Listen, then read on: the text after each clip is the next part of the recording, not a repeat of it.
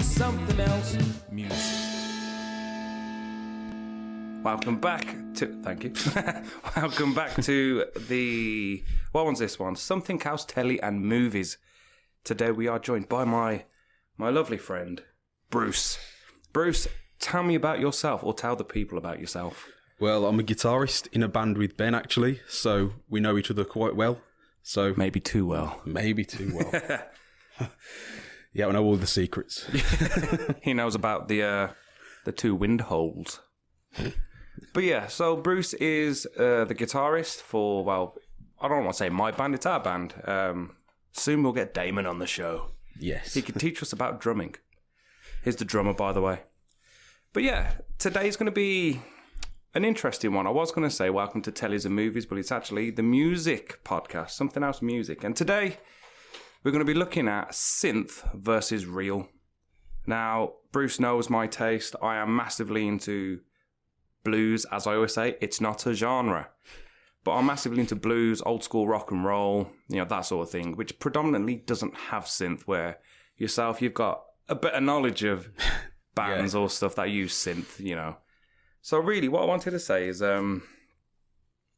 where do you stand with synth versus real? Do you think they can coexist? Do you think that they should have their own, separate kind of genres in a way?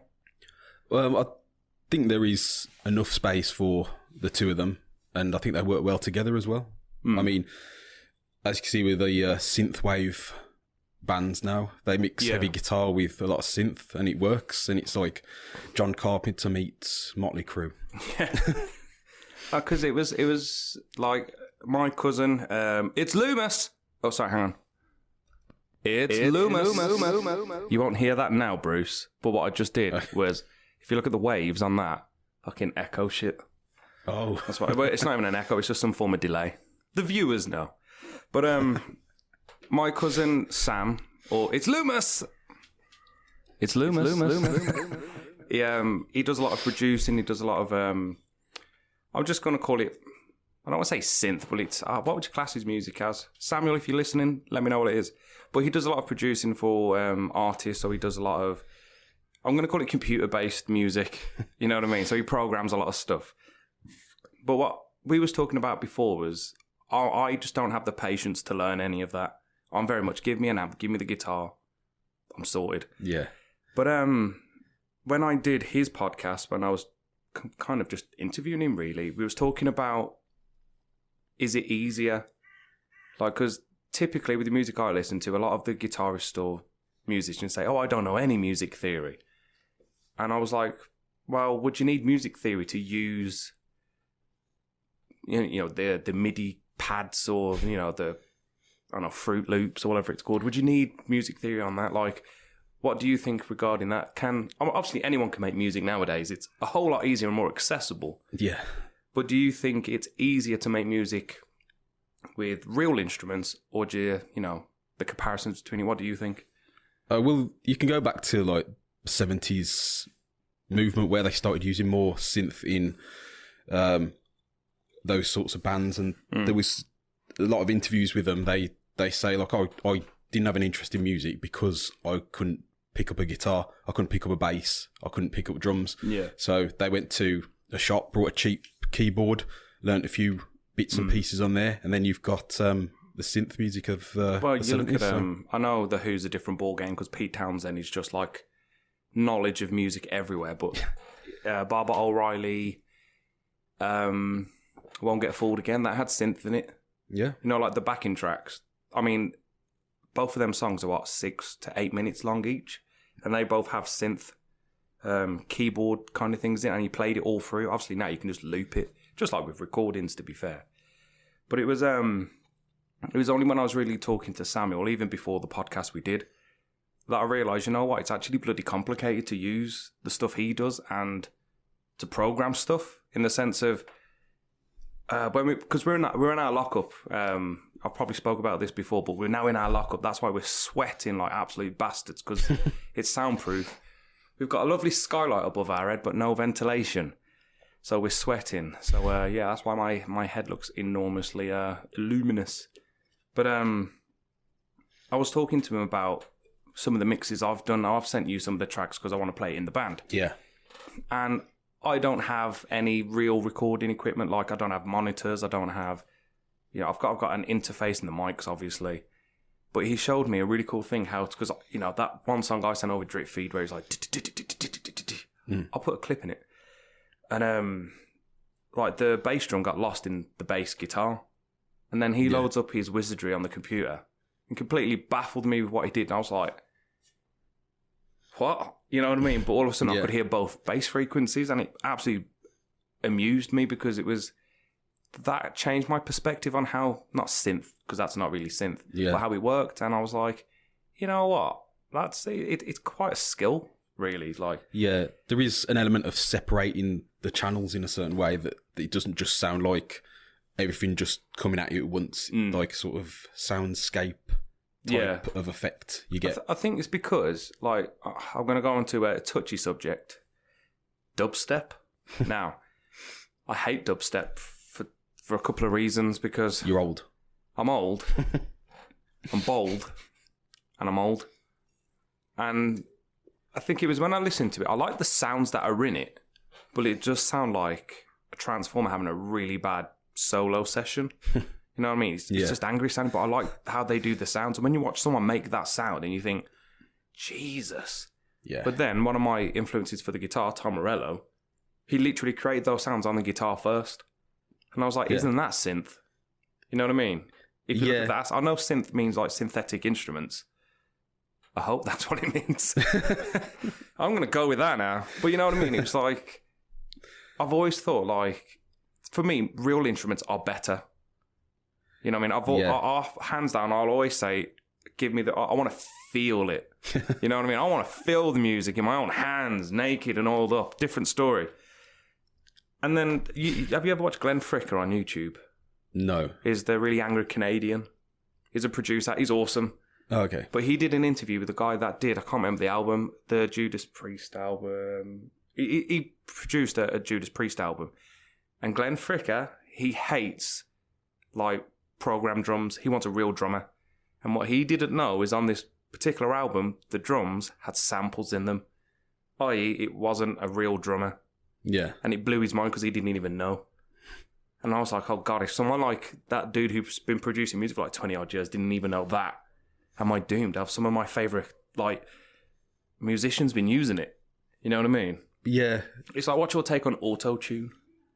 I don't know much about it, to be honest. I know that pop stars use it. Yeah, it came out in 98, so it's still relatively young. Yeah.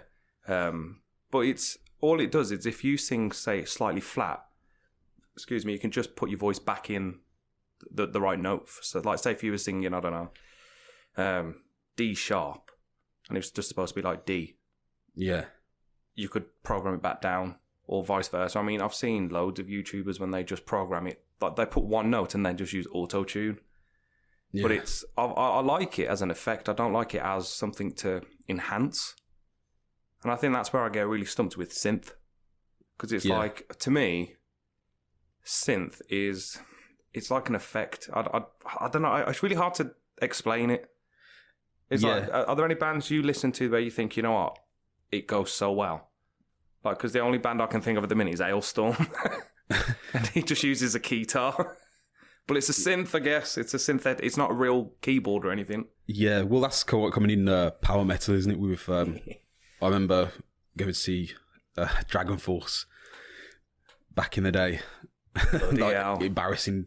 But they had a keytar, man. I'm sure they did at one point. And I think it's more of a power fantasy metal kind of thing. But it's at the same time, it's not like that person can't play. They are clearly very talented. Yeah.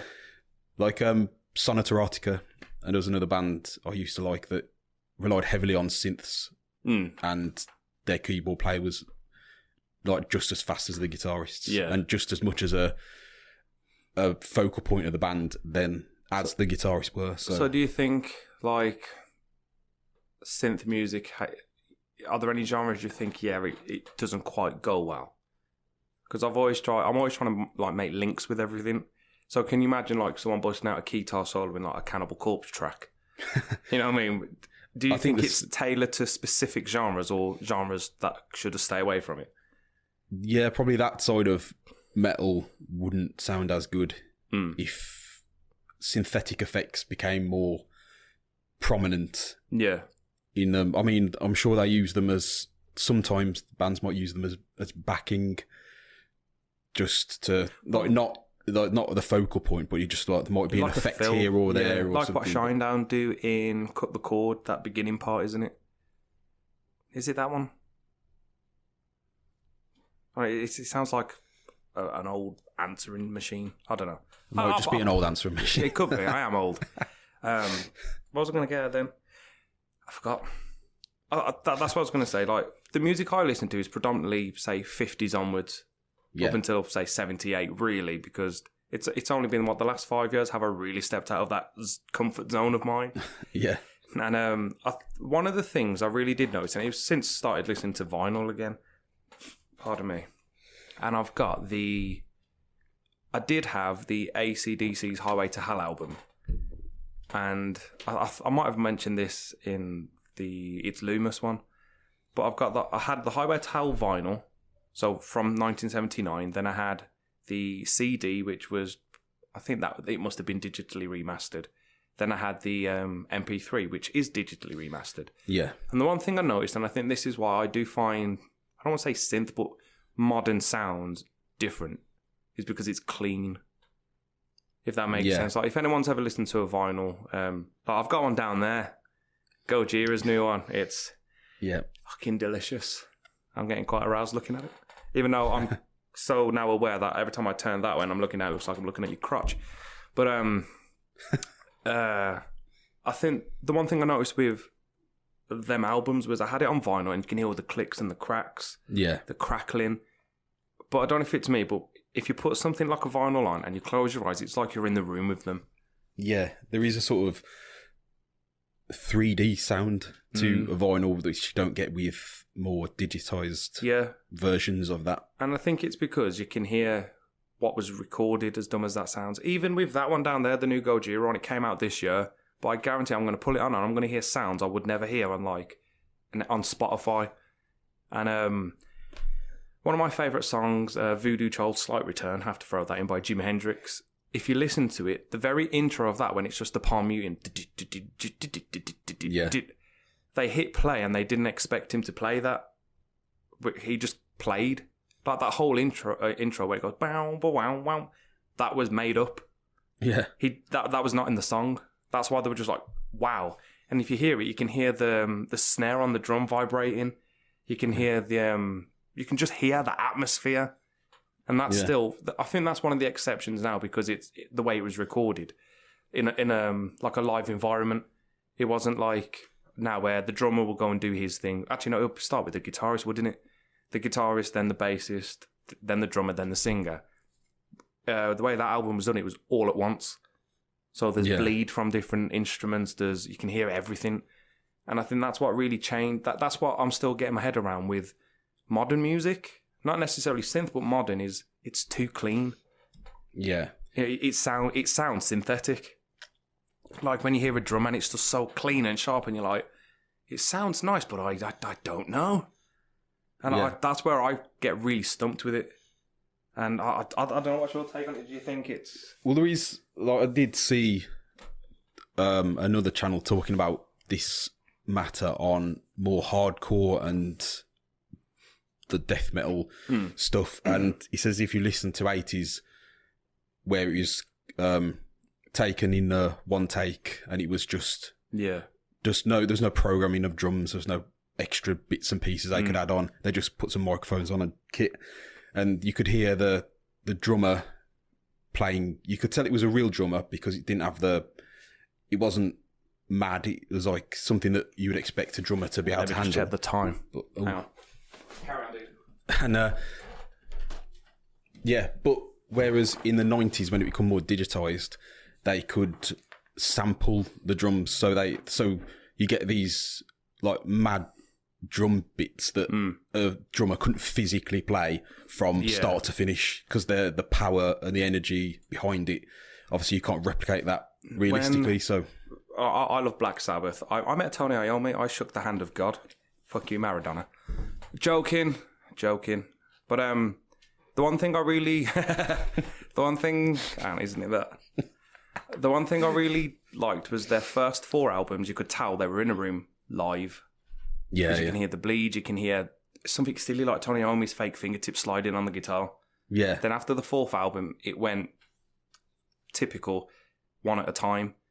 Whereas in the last album, 13, you can tell it was live. Because, hang on, I think it's Damaged Soul. There's a part where Tony Iommi's playing a guitar solo. And literally, it sounds like he's cocked up. Yeah. And I love it because it sounds real. Where modern music now, you can tell there's compressors, limiters, this, that. He probably has only played one note at a time to make that solo. You know what I mean?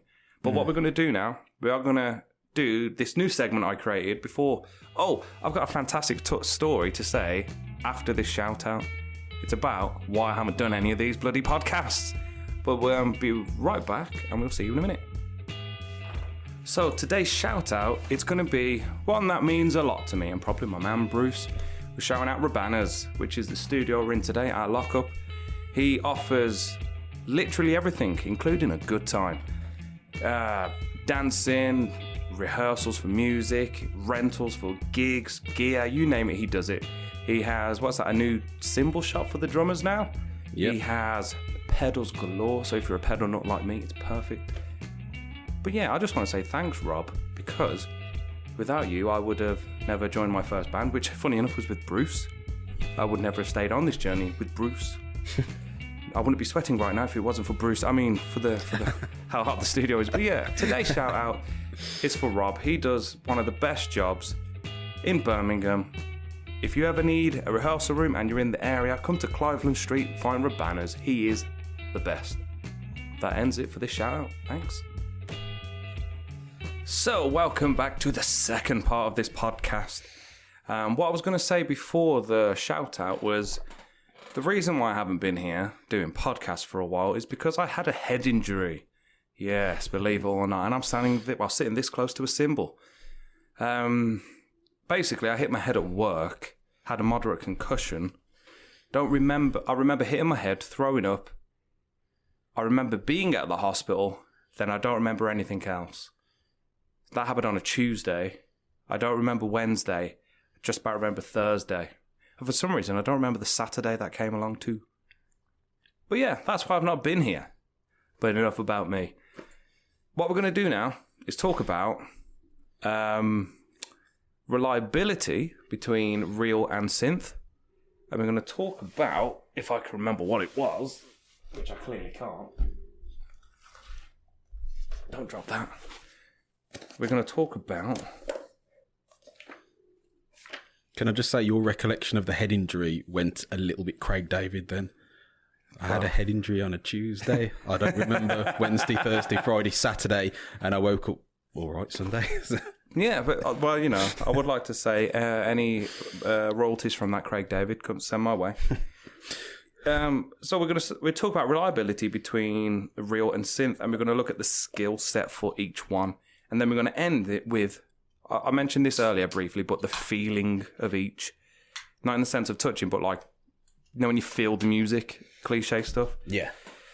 So we'll start with a skill set. Now, me and Samuel had a conversation about this. It's Loomis. Whenever I mention Samuel, it's Loomis. That's what I do. I just shout that. Just because I didn't do it properly. It's Loomis. Sensual. So, obviously, with playing an instrument, unless you are one of them very few that are, like, crazily natural at playing an instrument, you do need some music theory. I don't care who you are, whatever you're playing, you've got music theory, whether it's a lot or a little. Steve Harris in Iron Maiden says he doesn't really know any music theory to bass. He has to, you know what I mean? Granted, the bass he does is generally just root notes. There's no real... I don't want to say technicality to it because he's full of technical ability, but you get my point. So, where do you sit with skill set for both? Do you think one has more skill than the other? Do you think one's easier to learn? What would you say? Because you do quite a bit of like noodling on the keyboards and stuff. Yeah, I've done programming in the past. Getting back into it now, actually doing some sort of like synth, atmospheric stuff, horror based, sounds very 80s. But yeah, I'd say as someone whose primary instrument was the guitar, I'd say I would be more biased towards the skills that a guitarist or a bassist or a drummer has, because I think that physicality to learn muscle movements and patterns on guitar. You know, I never thought about that.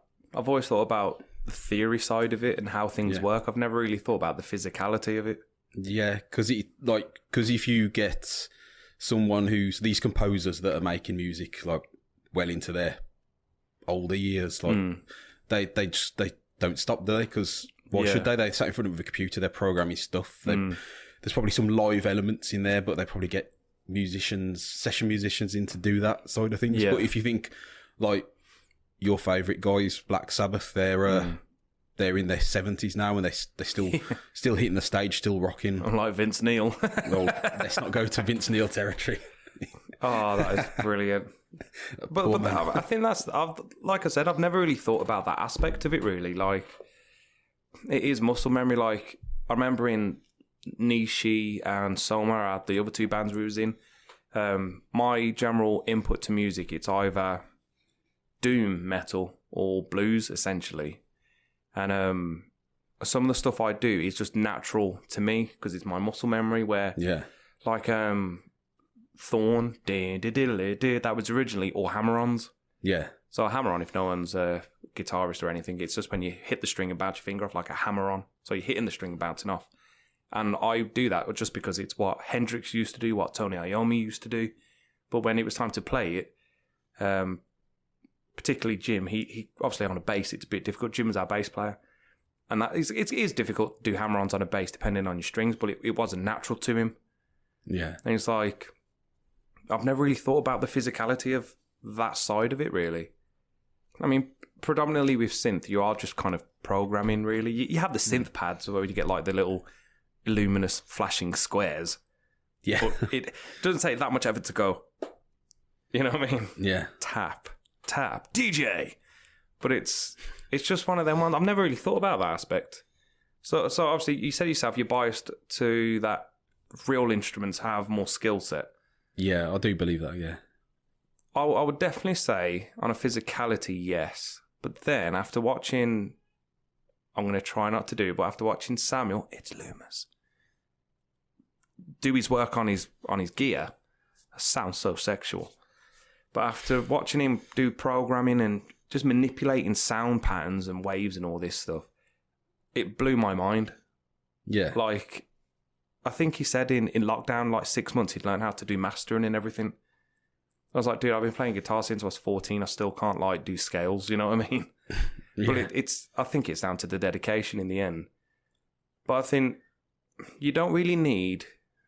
With what he does, it's all about manipulation. What does this do? What does that effect do? Yeah. What happens if I do this? It's quite a lot of, I guess, like guitar, it's a lot of experimenting.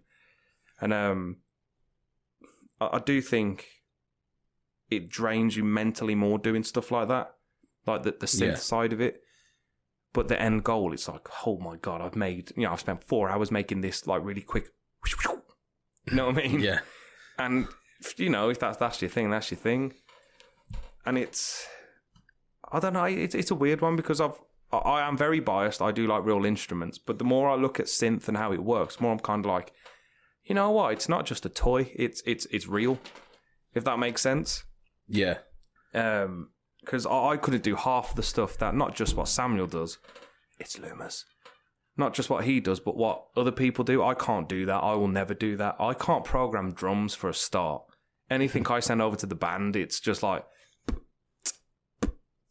It's AC/DC is what I'm sending, the drum beats, isn't it? Yeah. Well, luckily you primarily work in 4/4, so it's very easy to program for. Oh, I've tried. You know, do you know if there's any like synth bands that have like done any other time signatures?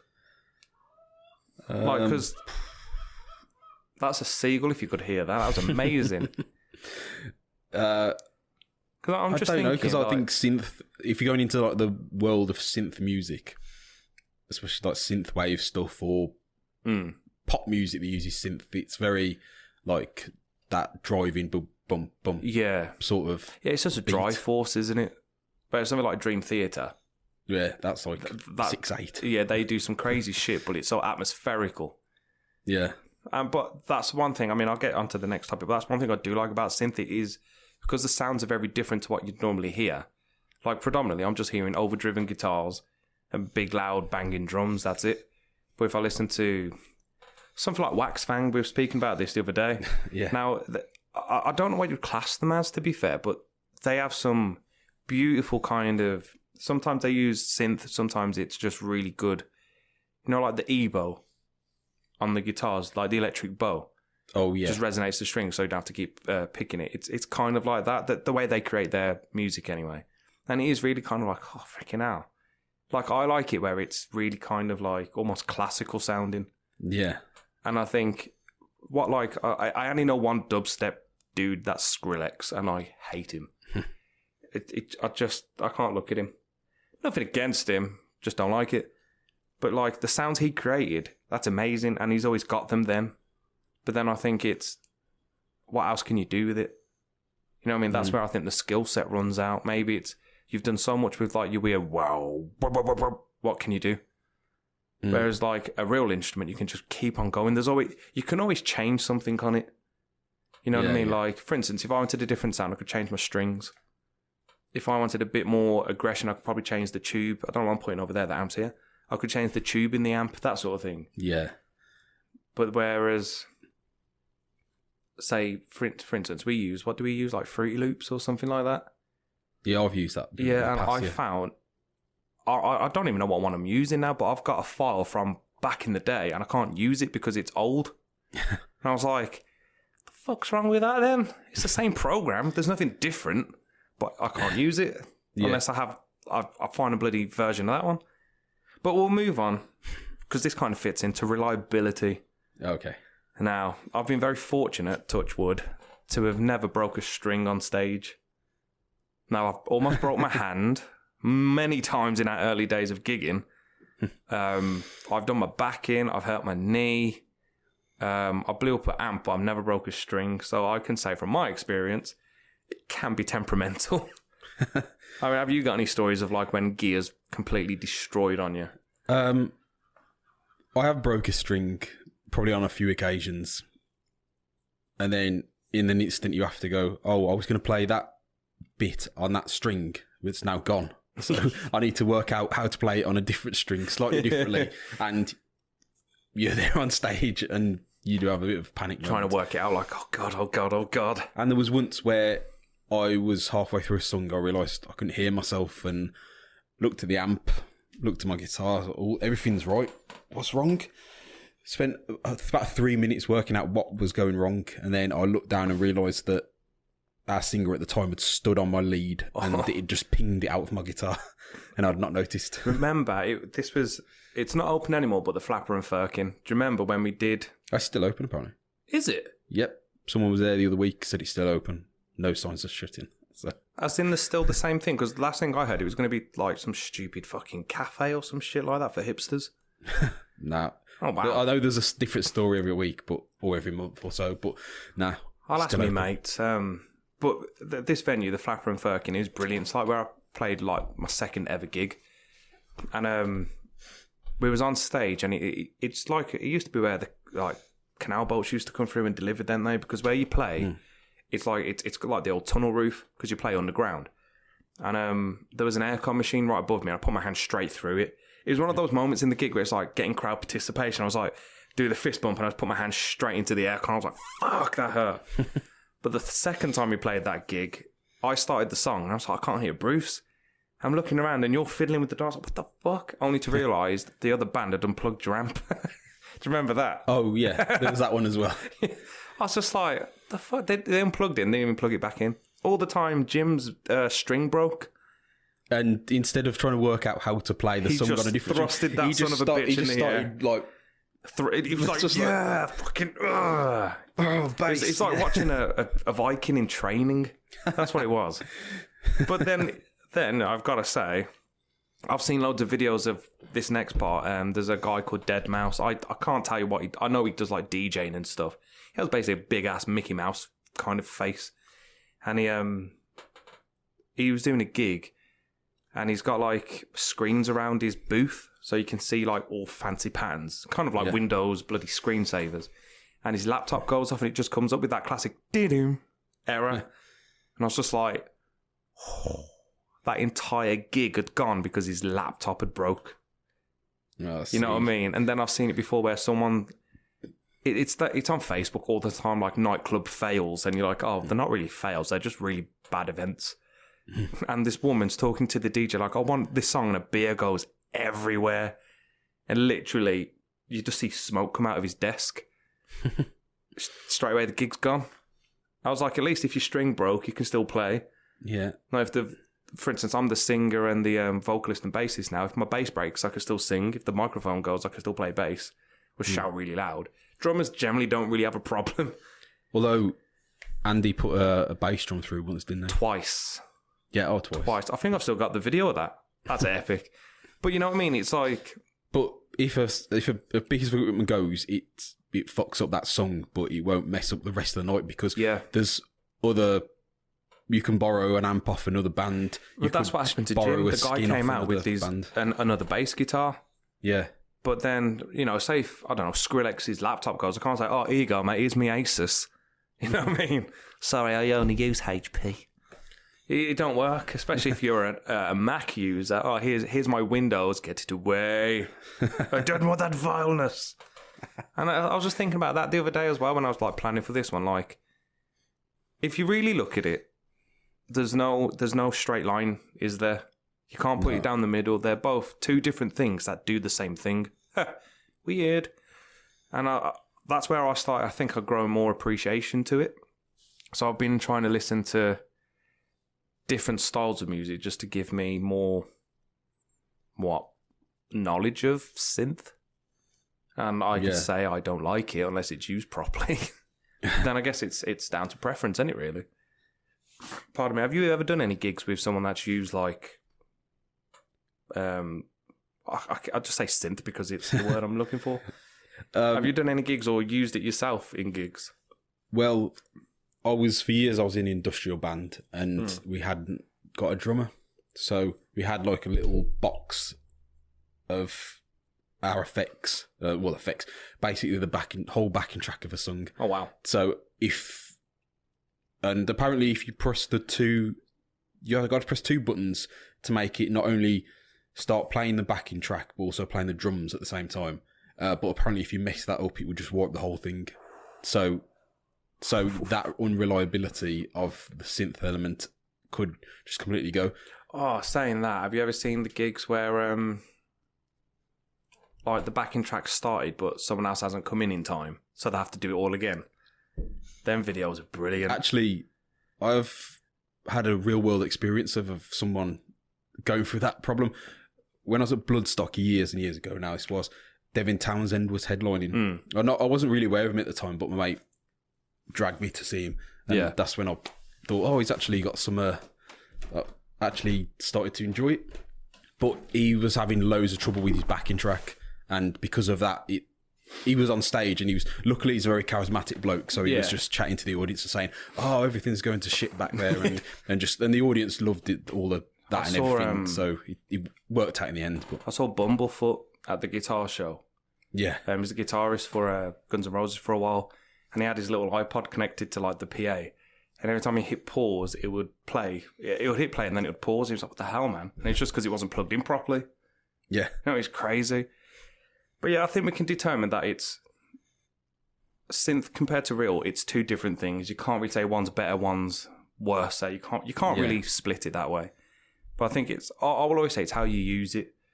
Like with guitar or any instrument, it's how you use it that makes it what it is really. Like I do use a guitar very differently to you. I play drums very different to Damon. And I think it's like with synth, I'd make something very different to what it's Loomis would make. You know what I mean? Yeah. But I think it's pretty cool. Maybe we should do a song with some synth. Maybe we should just get It's Loomis in there. Yes, we have run the idea around before, haven't we? So very much up for it. Yeah. And what we're going to do after this podcast is actually jam some stuff out. So I think we shouldn't drag it out any longer. No. I think we're going to say bye. We're going to cool off a bit because we are freaking roasting in here. And we're going to play some sweet music. So until next time, have a good one. It's been my pleasure. Thank you, Bruce, for joining me on this one. Thanks for having me. No worries, my man. Have fun. See you soon. Bye.